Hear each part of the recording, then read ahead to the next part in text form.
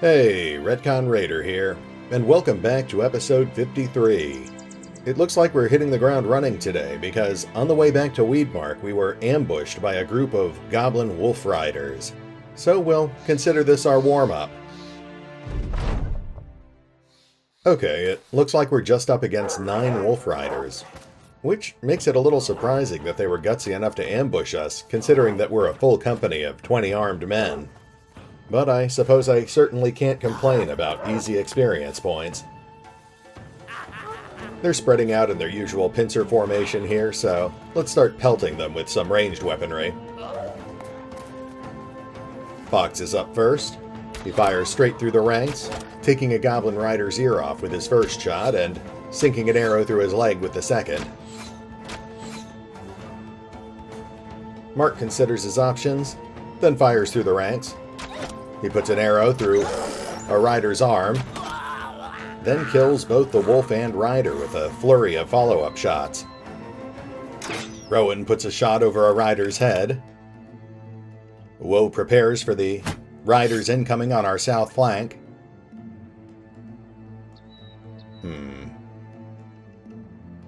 Roderick moves up to engage one of the riders. And he readies his greatsword. But he can't land the hit. I got readies his great axe as well, and kills the rider's wolf with his first swing, then decapitates the rider with his second. Gilraen readies his spear, then hops the line, ready to discourage the wolf riders from attacking our archers. Reinhard has a target right in front of him, but we also have additional wolf riders coming in from the north. I'd really like to move him to block the incoming riders, but I can't afford to ignore the target he's already engaged with. Rondis moves to help cover the southern flank. Janos kills the gut-wounded goblin rider's wolf, then finishes off the goblin with a second thrust. And moving into round 2. It looks like the wolf riders on the south have decided to continue circling our formation. But the wolf riders on the north have lost their patience and are charging right in. Reinhard just took a very minor hit. Janos takes a minor hit as well. And our archers are up, so let's start picking off shots at these guys. Fox sinks an arrow into a goblin rider's side. Then Bunny follows up by finishing off the rider's wolf.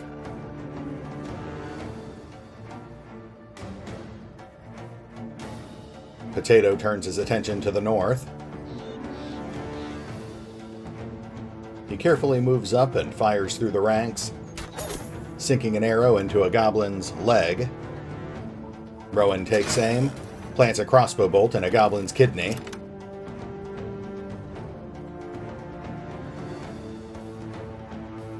Mark takes aim at the kidney-shot goblin, but can't land the hit.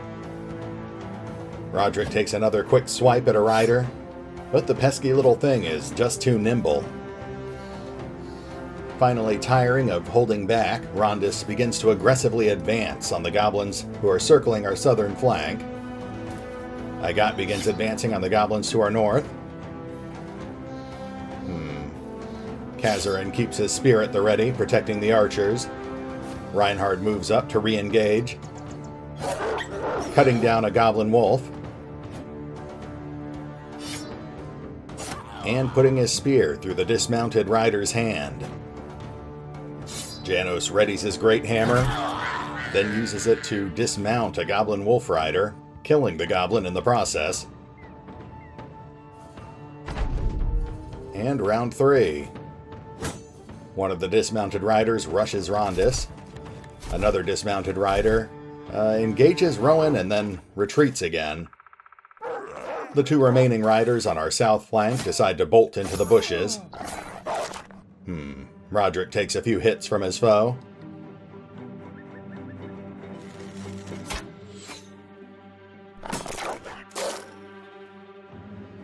Potato fires through the ranks, putting an arrow through a rider's leg. Woe moves up to join Rondis. Rowan puts another crossbow bolt over a goblin's head. Then Mark quickly follows up by putting an arrow through the goblin's heart.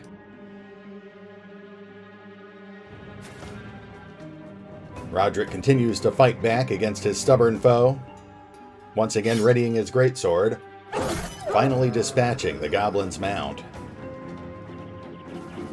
Bunny takes aim, putting an arrow through a fleeing goblin's shoulder.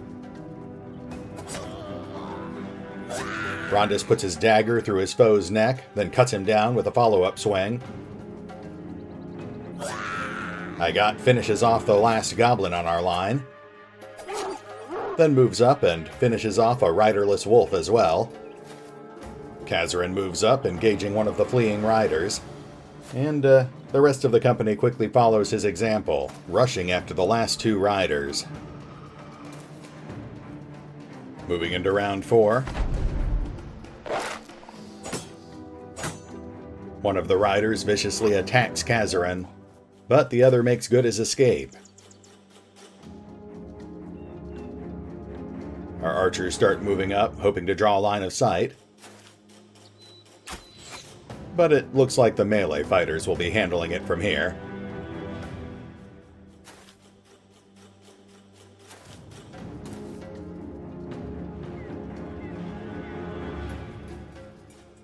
Yeah, these trees here are making it very difficult to draw a proper line of sight.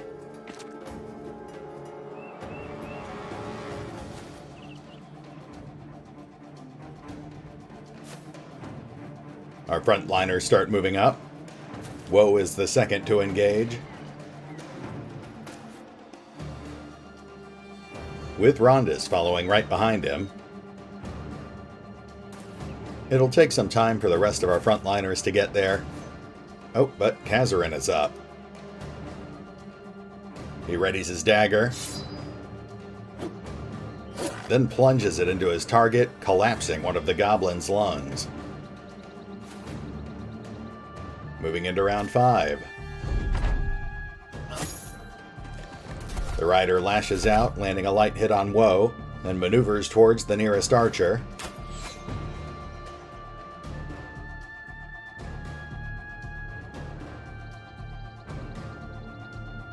Bunny grabs for her long axe, and takes a swipe but misses.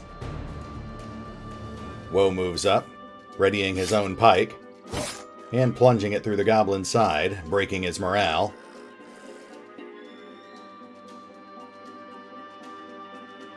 Rowan weighs his options, then carefully approaches, killing both the rider and the wolf with one last shot. Sadly, the game only counts that as one kill, but we know in our hearts that it was 2. No level ups, looks like Igot pulls MVP, and the loot is even more mediocre than usual. But we'll grab everything we can carry.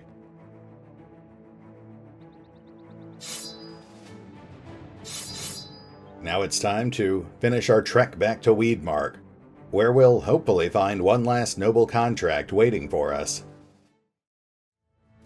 And welcome back! We stopped by Weedmark and they did indeed have another contract for us. This time to slaughter the goblins in the lair of the Snickering Evil. They've got a shaman in there, so this might get a little annoying, but it shouldn't be anything we can't handle.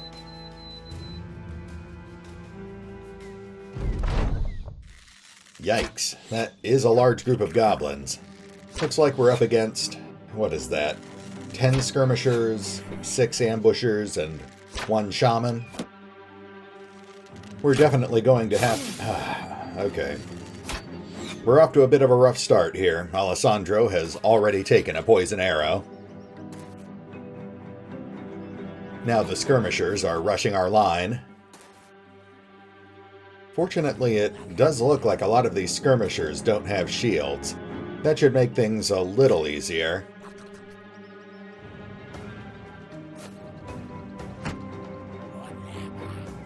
Alright, let's see if we can pick some of these guys off.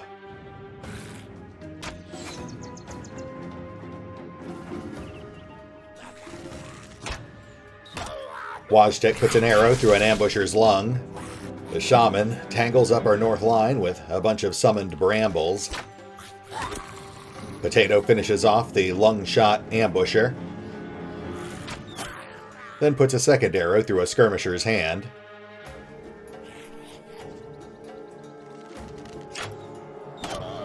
Mark puts an arrow through another ambusher's arm. Oswald moves up, engaging a goblin pikeman, but he can't land a hit. Our north line starts tearing at the brambles covering them. Gilraen lunges forward, engaging another goblin skirmisher, but he can't get through the goblin's armor. Rondus moves up, readying his greatsword, and cutting down a goblin pikeman.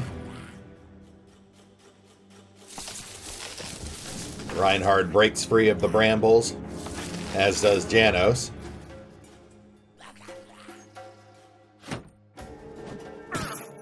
Oswald takes a minor hit from a goblin bola.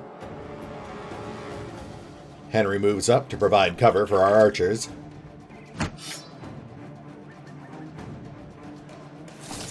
Vlad tears off his brambles and starts moving up as well.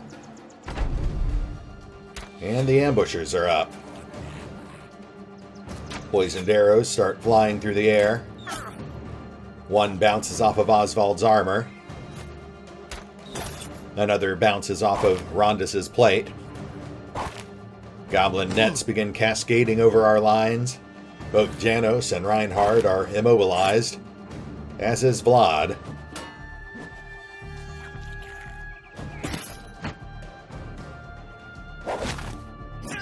Ooh.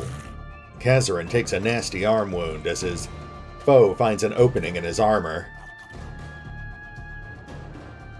Our archers are up. Mark cuts down another goblin ambusher, then puts a second shot in a goblin's side.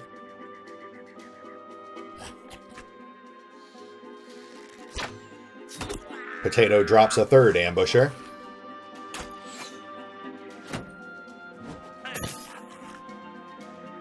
Alessandro takes a careful shot, putting an arrow through the shaman's neck.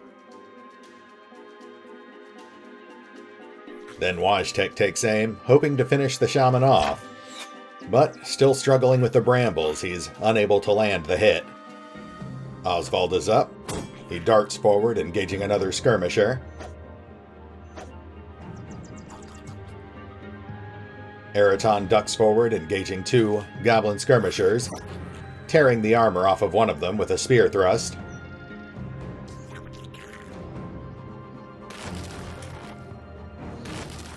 Vlad spends the turn throwing off a net. Rondus tears his way out of a net as well, moving up to engage. Reinhard moves forward to engage.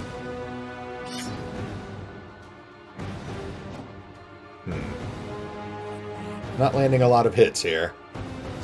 Janos readies his great hammer, crushing one of the goblin skirmishers and moving up to engage two more. Alessandro ducks forward, concealing himself in some bushes. And... oh.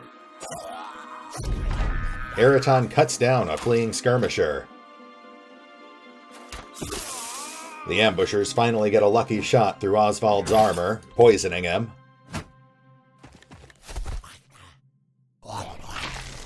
The shaman summons more magic brambles, tangling up Reinhard, Janos, and Eraton.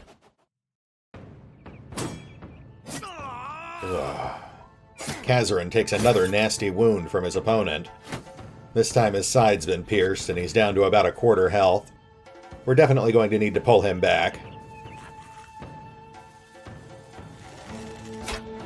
Okay, let's bring Henry up to engage that skirmisher on Gilraen.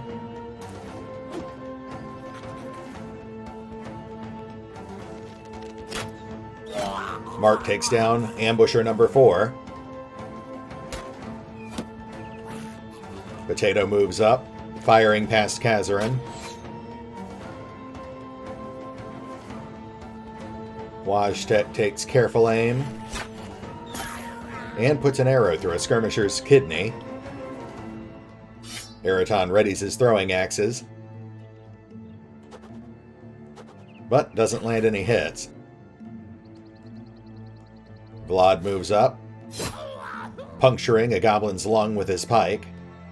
Oswald lashes out with his warbrand, then switches off to his shield once he misses. Gilraen is up, so... He knocks the goblin off of its elevated perch, then quickly starts falling back. Rondis continues his slow advance through the goblins on the south.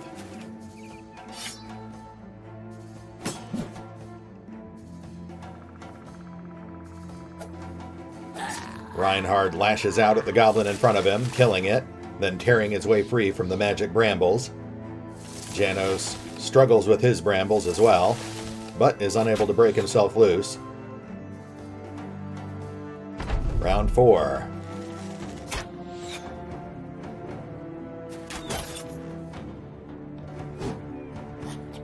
Alessandro takes aim, finally recovered from the ambusher poison. He puts an arrow through the shaman's hand, but that doesn't stop the shaman from summoning even more brambles, keeping our front line tangled.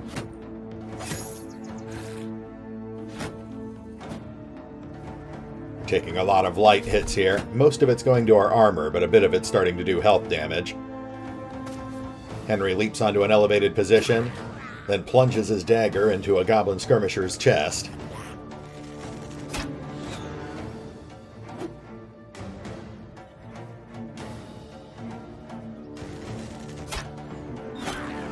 Wojtek puts an arrow through the leg of the second-to-last goblin ambusher. Vlad tears his way free from the brambles, again. Gilraen moves up to provide cover for some of the archers. Oswald readies his warbrand once more, finally managing to slip an attack past his opponent's defenses. Rondis moves up, engaging once more, but he still can't land a hit on his nimble opponents. Reinhard, still tangled in magic brambles, carefully weighs his options, then switches back off to his spear for the accuracy bonus. But unfortunately he's too exhausted to mount a proper attack. Eraton wildly hurls the last of his axes, but doesn't have any luck.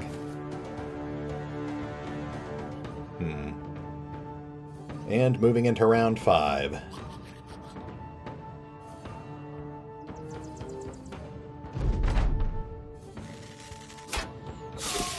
Okay, Wojtek just took a poisoned arrow through the neck.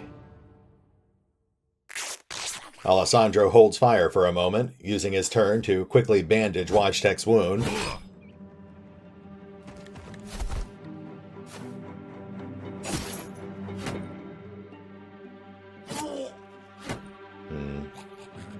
The goblins dole out some more minor hits to our frontliners. Our archers are up. I guess we should have them focus on taking down those ambushers. Those guys are still pretty dangerous. We'll get Wojtek into a more defensive position.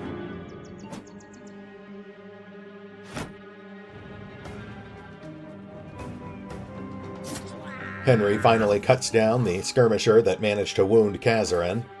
Then he begins advancing to support Rondis and Oswald.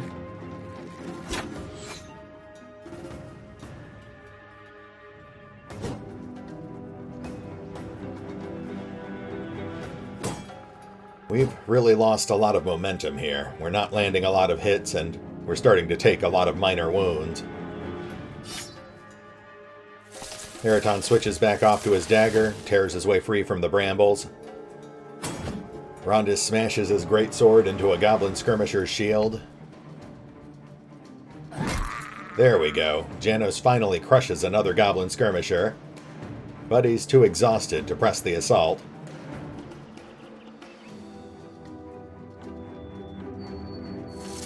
Reinhard finally tears his way free from the brambles.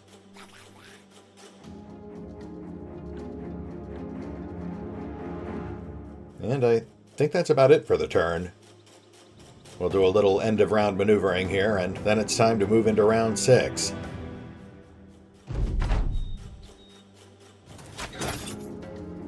The ambushers continue moving around and firing into our men. Janos and Reinhard both take minor hits.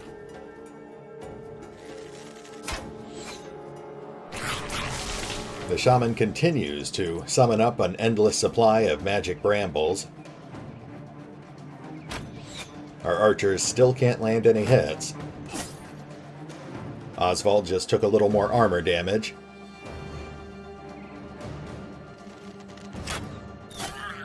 And Potato lands a hit, cutting down a skirmisher. Vlad quickly follows up, killing another skirmisher with his pike. Henry Baggins moves in, but he can't get past his elevated foe's shield.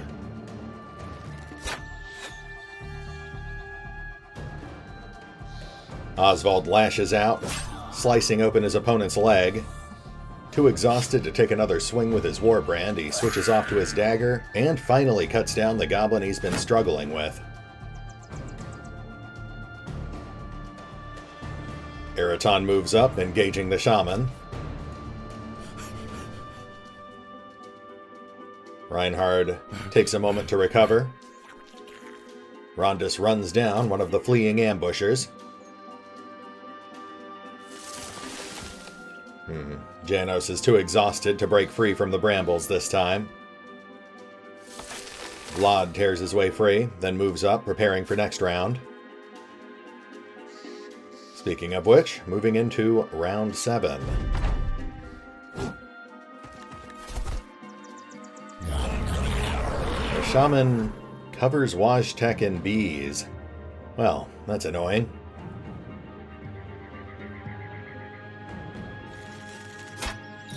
Alessandro cuts down the second-to-last ambusher.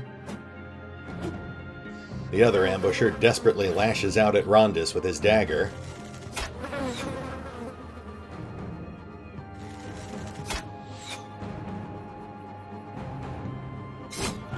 Vlad finally puts an end to the shaman, then quickly moves to pin down the last of the goblin skirmishers.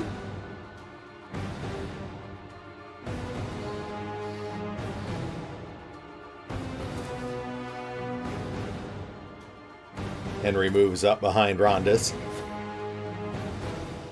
Oswald moves up to join Rondus as well. Eraton advances on the final skirmisher. And despite being exhausted, he manages to whittle away half the goblin's armor. Reinhard frees himself from brambles, hopefully for the last time.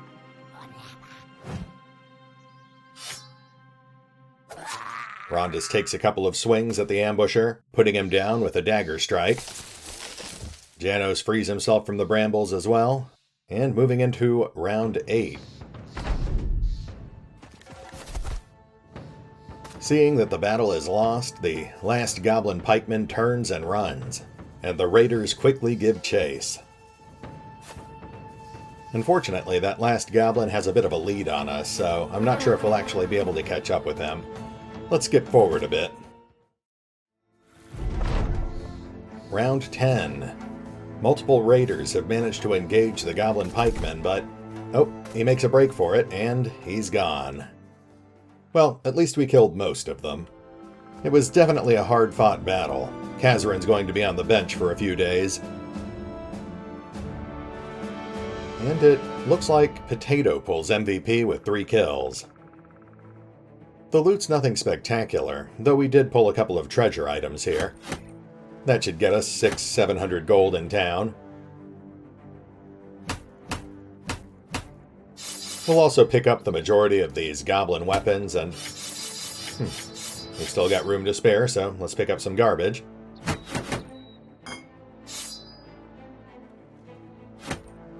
And now it's time to head back to Weedmark to collect our pay and... Okay, we've seen that before. Time to collect our pay, and hopefully we'll finally get this alliance taken care of. When you return to Count Gotthard von Ravenholt, he's got a woman over his legs. In fact, she's bent over and his hands in the air. They both stare at you, pausing, then she quickly scurries under his table and he straightens up. "Sellsword, it's good to see you. I take it you were successful destroying those greenskins, yes?"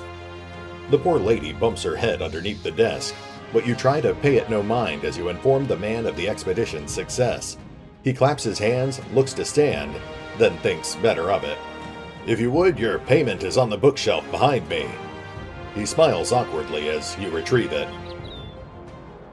Well, that was certainly awkward, but at least we got paid. Let's immediately pop out to the town interface and swing by the temple. That way we can get Kazarin properly bandaged up. And now let's take a look at our relations. Hey, look at that. We're finally allied with House Ravenholt. It's about time. Now let's just kick back and relax until the event triggers. You had long heard, and through experience learned it to be true, that noblemen are a difficult, fickle lot. But your relationship with House Ravenholt proves profitable, and in the end, even pleasant. They may not see you as equals when everyone is seated at a feast, but neither are they your equals on the battlefield.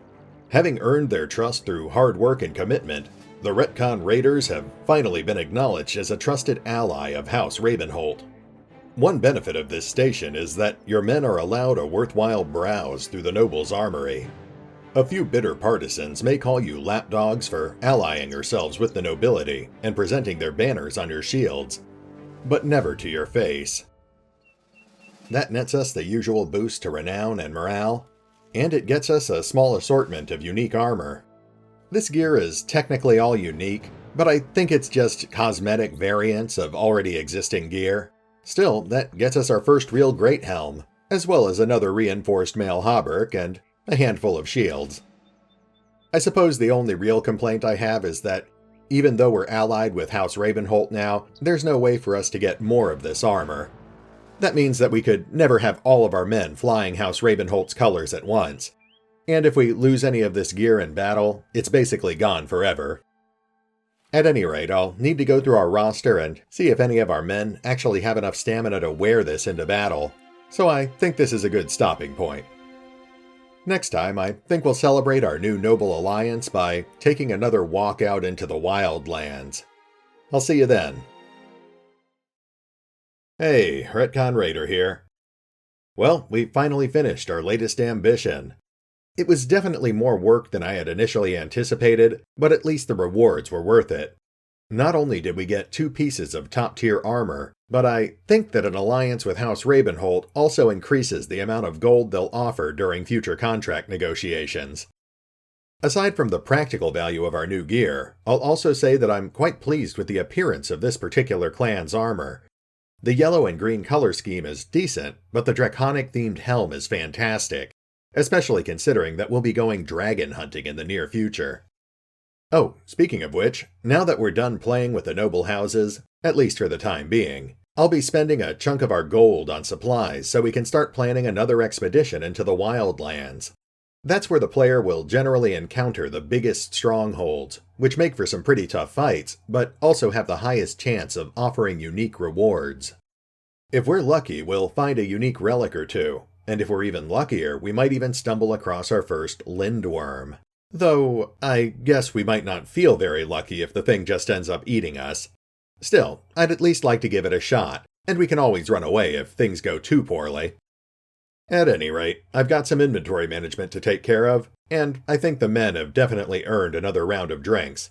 So this is RetconRaider, signing off. Thanks for watching.